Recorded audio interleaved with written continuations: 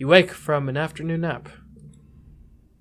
You squint into the pink-tinged light slanting through the windows. You must have fallen asleep in the lounge. Tammy's shadow falls across your nest of pillows.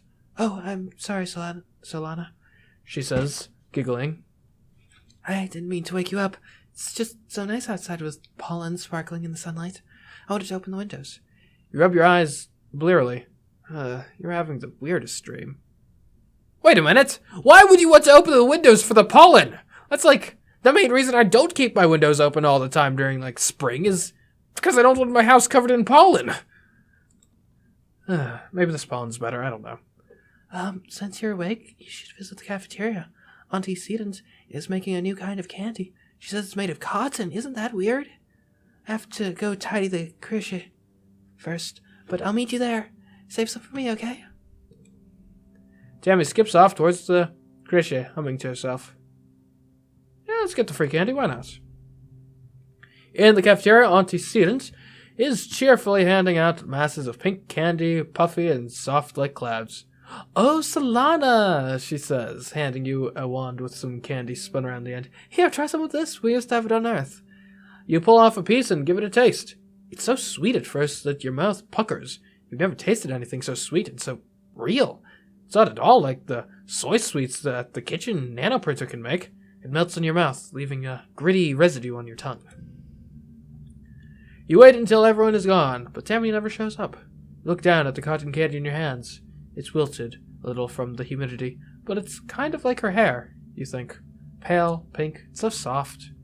You keep some to give her later. You're relaxing in your family's quarters after dinner. Your mom had to run off to some kind of council business, so you and your dad are playing a holo game together. When you're just about ready to head off to bed, your mom returns. You can tell just from the defeated slant on her shoulders that something has gone terribly wrong. Your dad starts to ask her what's happened, but she just sighs and waves him away. She sits down and takes your hand, holding it between her two strong, dirt-creased ones. "Solana, I'm so sorry to have to tell you this," she starts. Her mouth quivers as she swallows, working on her next words. "There was an accident this afternoon in the creche. Your classmate, Tammy, has died." What? What? Tammy? You tried to understand her words. Tammy? Dead? That's not possible. You started around with the cotton candy you were saving to give Tammy. Pink and fluffy, just like her hair. You put your hand in your pocket to get it, but what comes out is a sticky, dark red lump of hard goo. You stare at it, your mind's blank. What happened? She was just going off to... What? Your mom tells you as simply as possible that Tammy was killed by an electric shock from a broken holoprojector. It was just an accident. You press her for more, for an explanation. A little girl is dead. Someone you'd grown up with. Someone so much like you. She wasn't sick or anything. You just saw her this morning. She was right there. Why? Your mom's eyes are sad when she tells you. Sometimes there's just no reason why.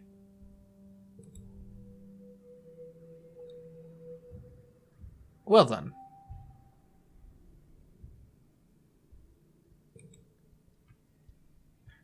Certainly didn't expect a character you'd killed off so quickly and arbitrarily. Hey, Tangents. How are you? Tang is pacing around in front of engineering. She looks upset. Shouldn't have happened, she says. Tammy's what? What happened to Tammy? It shouldn't have been possible. There's no reason for that holoprojector to break. Professor Hall said it was recently serviced and nothing was wrong with it before. It just... She gestures angrily. Just blew up for no reason. Nobody would have wanted to hurt her, so why? How? It doesn't add up. Sorry, Solana. I want to think about this some more. I hate when I can't find the answer.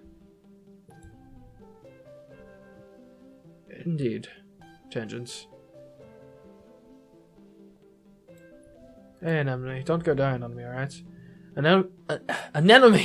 Anemone is chucking rocks at the strata sending metallic clangs ringing through the colony. Stupid planet! She yells. Stupid crochet! Stupid spaceship!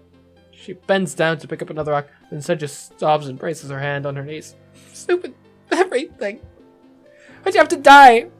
It's not fair. Kids aren't supposed to die. Yeah, everyone's taking this pretty hard. Understandably so. Can you believe Tammy died? Dylan asks morbidly. I heard Chief Engineer Instance tell someone about it. He lowers his voice. Tammy got shocked by a broken hollow projector. The one in the crash with the dancing teddy bear. You remember? When she touched it, she got chucked all the way across the room. He makes a sailing motion with his head. Bam! She was dead before she even landed. Wow. Yes, suddenly looks embarrassed. Yeah, I mean, it's too bad she was gone. She was nice. He tugs at the sleeve of his oversized jacket. But that's kind of a cool way to die. At a time like this, really. Yeah. Hey, Cal. Cal is sitting in your mom's flower garden with his face in his hands. He's clearly been crying all morning. And probably all of yesterday, too. He and Tammy were really close. Whenever you guys used to play house in the Grisha, Tammy was always the mommy and Cal was the daddy. Even though you were just little kids, you kind of always giggled about how obviously they were going to be together forever, like a princess and a knight. I miss her too, Cal. Me too. He sniffs, looking up at you. You can see how puffy and red his eyes are. Me? Really? Me too. Tammy, I always like these flowers. He mumbles. Sometimes I picked some for her. He runs his hands over the pretty white flowers. Don't tell your mom, okay? Tears well up and slowly leak out of his eyes. He doesn't even blink, just stares at the flowers as the tears run down his cheeks. You decide to give him some space.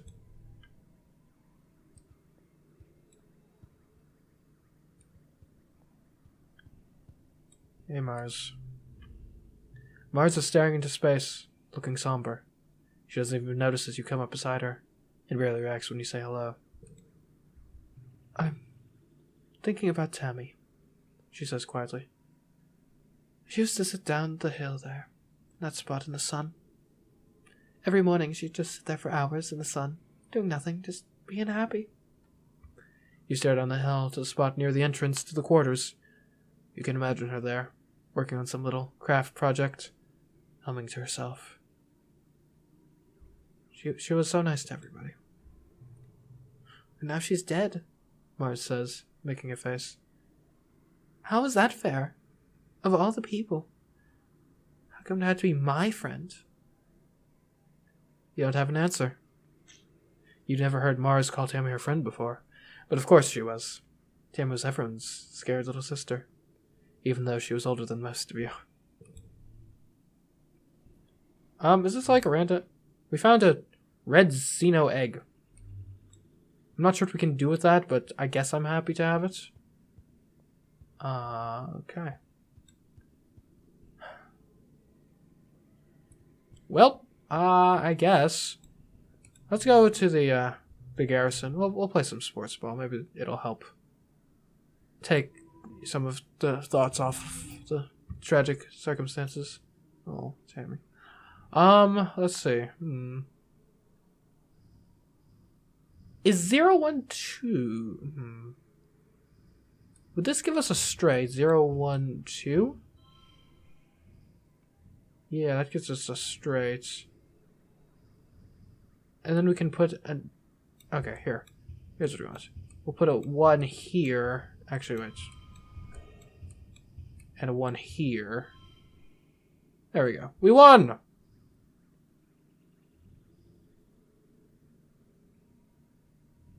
Are these, like, reusable? I'm not sure.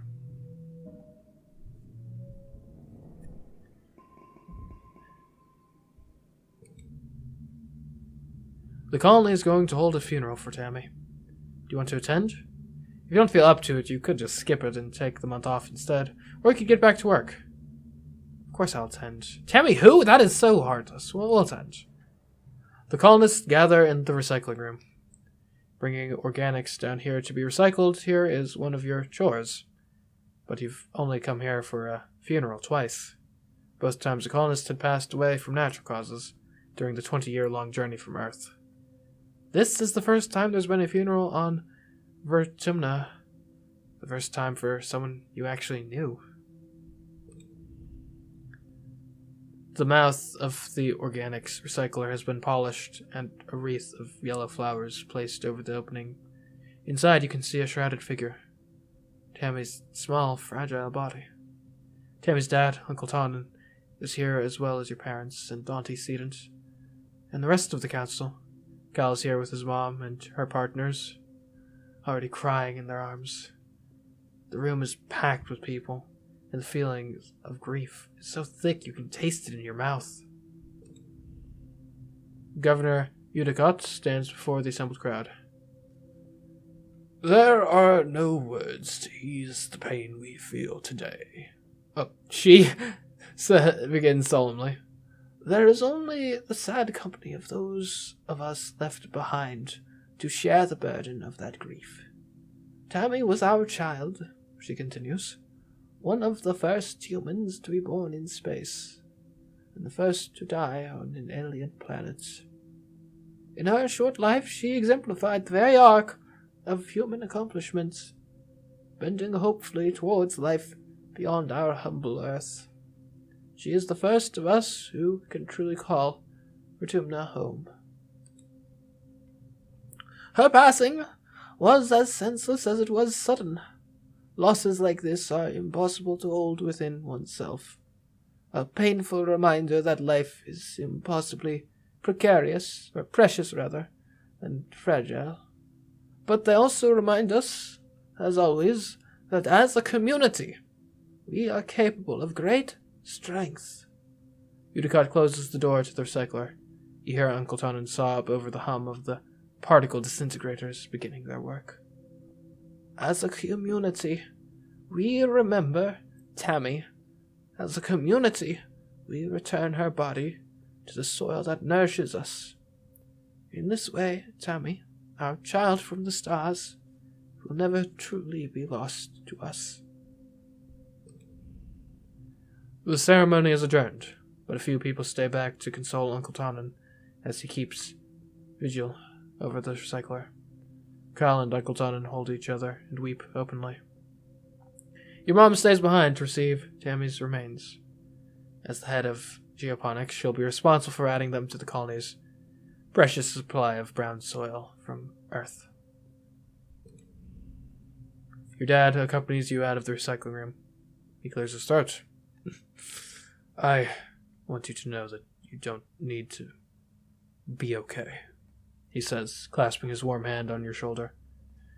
If you want to take the rest of the month off, everyone's going to understand. No, it's a harsh world. We need to carry on. You feel better just having said goodbye. You didn't really know Tammy that well, after all. It's sad that she's dead, but you have to move on. Mid-pollen is now late pollen. Hey guys, how y'all doing? Anemone is unusually still today. She's sitting in the dugout of the sports ball pitch, fiddling with an ugly doll with red hair. Tammy gave me this, she sighs. I kinda told her to shove off because I don't play with dolls. Why'd I have to be so mean to her? Yes, how are you? Sorry. Yes, mumbles. He looks uncomfortable to be around you. Tangent! Tangent suits you a distracted look. Sorry, she says. I'm not really good at cheering people up. Hey, maybe I want to cheer you up. You never know. Kyle gives you a sympathetic smile. Hey, Solana, he says. We'll be okay. Oh. Well, I hope so too, Cal. Hi, is it worthwhile to talk to my parents on a regular basis? Your dad gives you a hug. So you're feeling blue, Solana, he says. Things will start to look up again soon. Hey, Mom. Your mom pats your shoulder encouragingly. I'm sorry, Solana. Mars, how are you, my friend? Mars shoots you a sympathetic but distracted smile. What do you want us to do? Let's go to school. A low throbbing noise. Yeah. Let's study the humanities.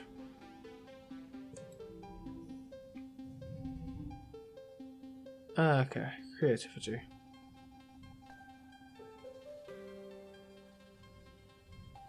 Okay, well, So we can do... Obviously, we've got 1, 2, 5 here is a thing.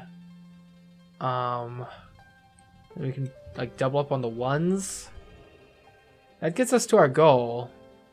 Not quite sure what we do with crawling at this point. Seems actually kind of useless. Gotta get some better cards.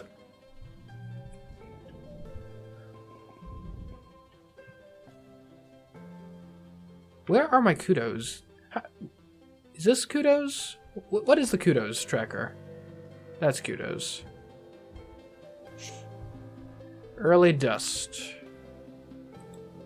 It's summer, guys! That's new color palettes. How are you doing, Tangent? Okay, so it looks like all the... Oh, never mind. Solana, Tangent says, approaching you with purpose. We need to discuss my brother. Who, this?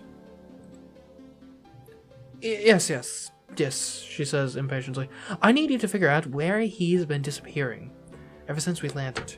I barely see him anymore. He doesn't even come home at night sometimes, and She trails off and looks at her feet. Well, I'm not on very good terms with my brother of late, but people are becoming worried. You get the feeling Tang is the one who's worried, but she doesn't want to admit it. I'll find out. Thank you, Solana, she says, looking relieved for a second before her expression hardens again. I mean it. I mean, it would be a ridiculous waste of resources if something happened to him, and no one knew where he was or how to find him. Right, of course. Tang doesn't get worried. Oh, where did he go?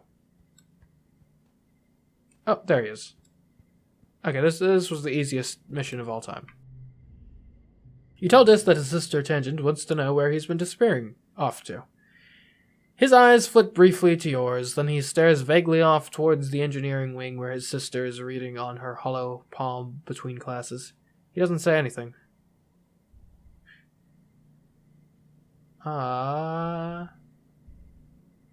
better tell me or else. Just looks at a patch of bobble buds sprouting from a crack in the wall. He squirms. I don't have to tell you, he says quietly.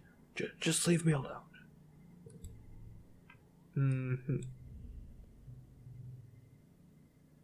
Jis is sitting on the ground just outside the gate under the watchful eye of someone working in expeditions.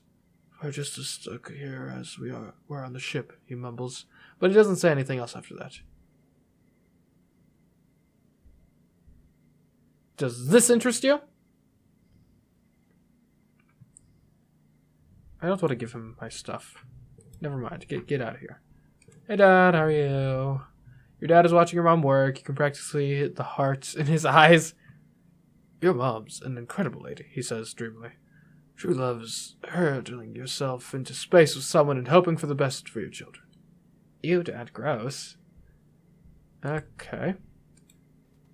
Hey, Mom. How are you? Dad's being weird again. Okay, so this is the standard stuff. I'm good. Cal, how are you? Okay, so we can give people stuff, but otherwise it seems like it's the standard sort of conversational things. I wish they were a bit more consistent with letting me know if there's new conversation or not. Yeah, let me do my job. That seems like a reasonable thing to do right now. Deliver those supplies. It's been a while, but it's time to attend a meeting of the Secret Fun Times Club. Mars started the SFC years ago when you were little kids. Tangent and Tammy agreed to join at the time, but then you all got busy with other things and forgot about it. And then Tammy died. You meet in an unused conference room in command, which Mars says is perfect for a secret club. Club President Mars brings the meeting to order. Tang, Vice President of Writing Down Secrets, records the meeting notes on her holopalm. As Vice President of Fun Ideas, it was your job to come up with something for the club to do today. You chose making friendship bracelets and brought all the supplies you'll need. Today, Mars announces, we're going to make friendship bracelets, and I have an even better idea. We're going to sell them to people for kudos. That isn't really how kudos are supposed to use, but Mars is hard to argue with sometimes. The three of you spend the afternoon braiding bracelets out of recycled bits of wire and bright plastic packing straps. Your hearts aren't really in it, though. All three of you know that Tammy would have been much better at this than you. Making friendship bracelets was one of her favorite things. She was always giving them to people and didn't expect anything in return. It's eventually Mars who calls the meeting early. She takes all your misshapen bracelets and looks at them dubiously. I don't know if people will want to trade their kudos for these, but I'll do my best. I'll put the kudos in the club treasury. Meeting adjourned. You ask Tangent if she thinks Mars is actually going to sell them. I think so, Tang tells you. But the club doesn't even have a treasury. She'll probably just keep the kudos for herself. She doesn't seem to care. Like, I need better cards. This is getting out of hand in how bad my cards are. What can we do? Does this count as a straight? No, that just counts as it being blue. Okay, so I guess this is the best we can do. I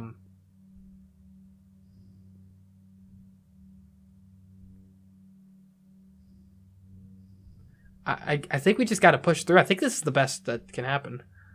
Two of a kind. Yeah. I mean, is there a way we could finagle it so the zeros also line up? Like, I don't think so.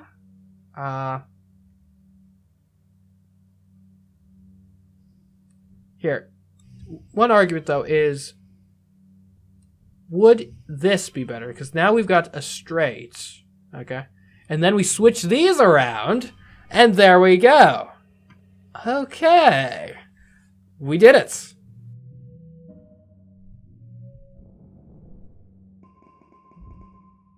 Okay, nice.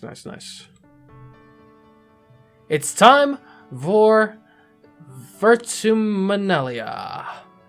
Unicott and the Council have called a festival to celebrate life here on the planet Vertumna.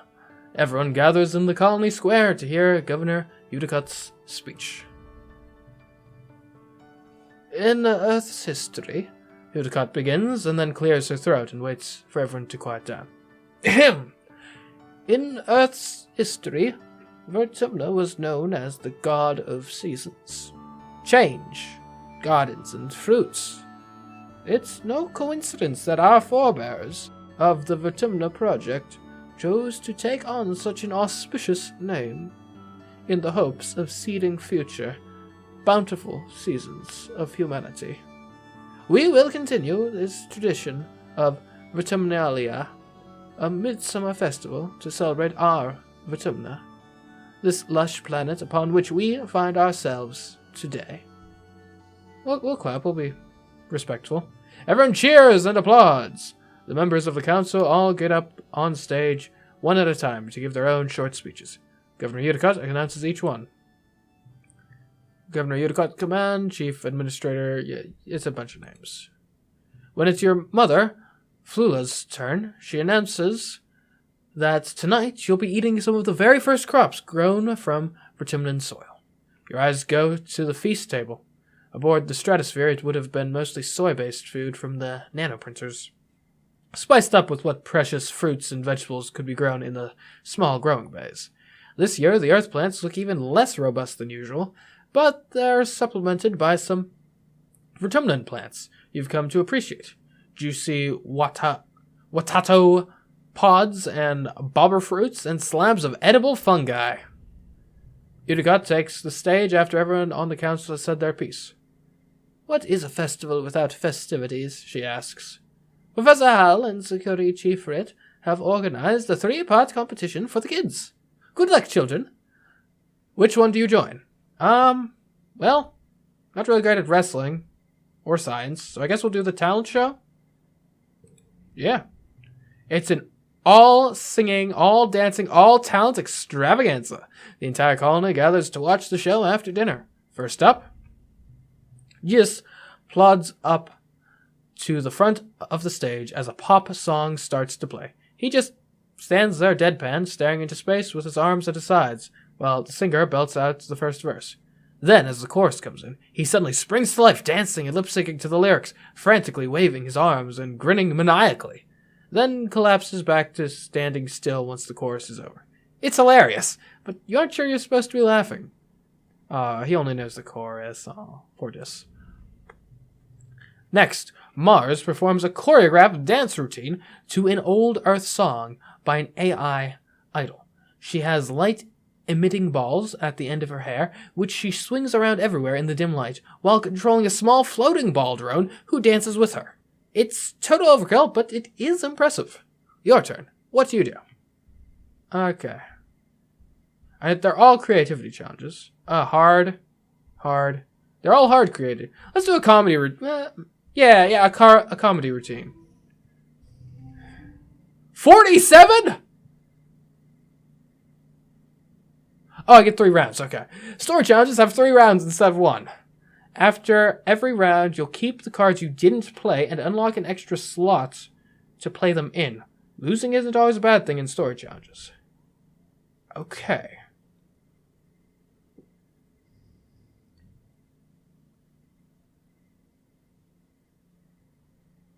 So what are we going to do here? So we got to get to 47 in our 3 rounds. I think we probably want to use Mars's Ambition early. I think the logical thing is you just do like a this sort of deal, maybe. There isn't really a way to... I'm 13 on the first round. It's not terrible.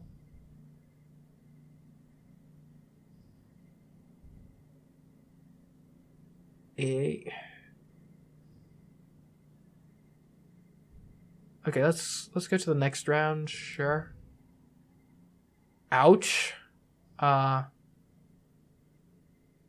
Ouch. This is dreadful. And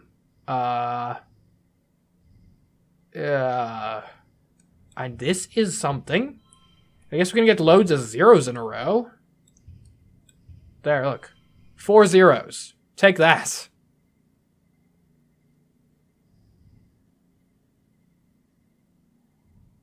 That's probably about the best we can do. I don't think it would be good to go for discovering instead. Yeah, that's going to be less. So you got to go with the zeros. Okay.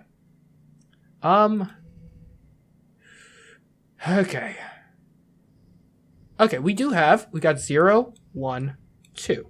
That's not bad. And then we can get a pair of 1s over here. You could...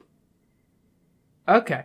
If we use the Xeno Egg, we could add 1 to this and turn it into a Strength 1.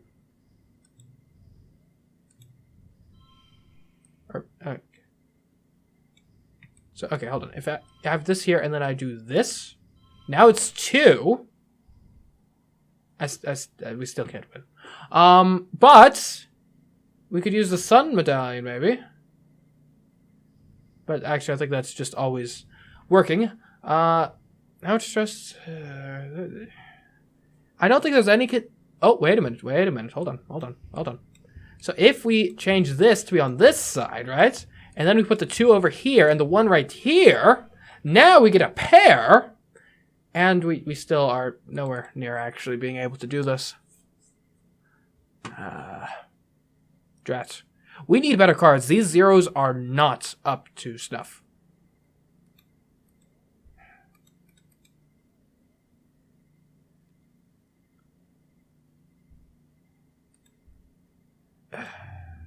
Defeated. We're gonna bomb! Your performance is... well, it isn't as good as whatever Mars just did, according to the judges. That was a tough act to beat. Maybe next year. After the festivities are over, everyone takes time off for a much-needed break. During the fierce heat of dust, a few days' rest is exactly what you need. You feel refreshed.